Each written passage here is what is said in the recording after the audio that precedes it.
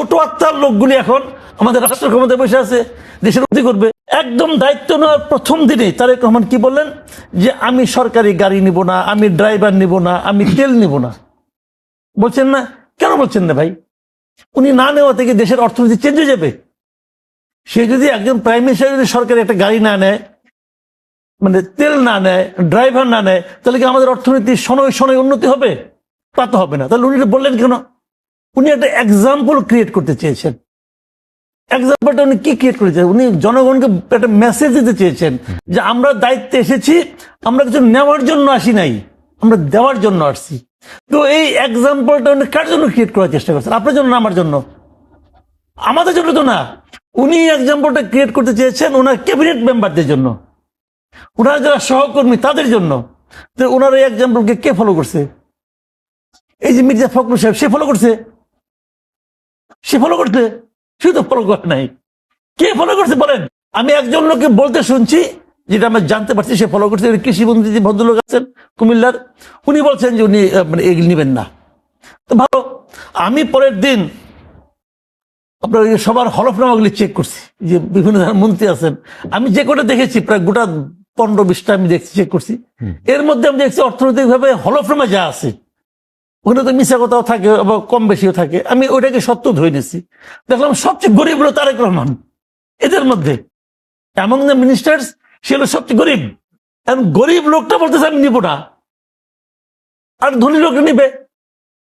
আমি দুইজন মন্ত্রীর নাম ধরেই বলি, আপনি এত কিছু বলার দরকার নেই তো।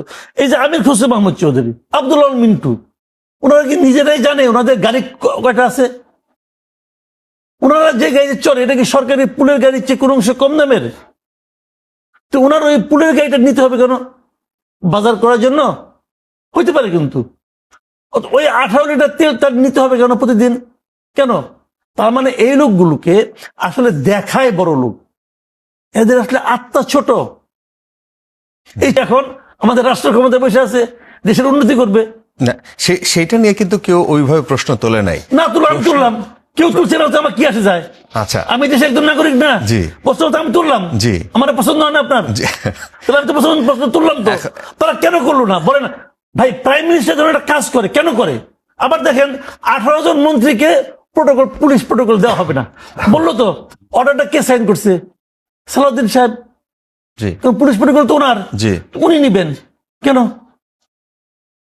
এক্সাম্পলটা কোথায়? আপনি এক্সাম্পলটা কে 7 জন নিবে? এই 7 জনের কি কারণে, কি ক্রাইটেরিয়া? এজেডএম জাহিদ হোসেন নিবে কেন? ক্রাইটেরিয়াটা কি? ওনাকে মেরে ফেলাবে? মির্জা ফখরুল ইসলাম আলমগীরকে মেরে ফেলাবে? ঝুঁকি থাকতে পারে না। আমি বলি ঝুঁকি কথা। মির্জা ফখরুল ইসলাম আলমগীর বলেন, আমির খসরু মাহমুদ চৌধুরী বলেন, এত খুব অ্যাক্টিভ ছিল, পুরো আওয়ামী লীগ আমলে অ্যাক্টিভ ছিল না?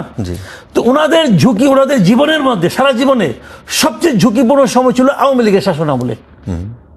কারণ তারেক রহমান বিদেশ থেকে, এরা দেশে দল চালাচ্ছে, তখন তো আওয়ামী লীগ তাদের মেরে ফেলাতে পারতো। আচ্ছা, পারতো না। ওর যে ঝুঁকিপূর্ণ, ওই ঝুঁকিপূর্ণ সময়ে ওনারা ফ্রি ঘুরছে, কোনো সমস্যা হয় নাই। আর এখন যখন তাদের পক্ষে দেশের 2/3 মেজরিটি, 2/3 ভোটার তাদের পক্ষে, তখন তারা 2/3 পিপলকে তারা ভয় পাচ্ছে, আমারে মেরে ফেলাবো। আর আমার রক্ষা করবে কে? 3 গাড়ি পুলিশ করে। ভাই এগুলো জানেন কিছু না, ব্যাপারটা হলো দেখানো যে আমি কিন্তু তোমার মতো না, তুমি পাবলিক, আমি মন্ত্রী, আমি তোমার চেয়ে অন্য স্তরে আছি।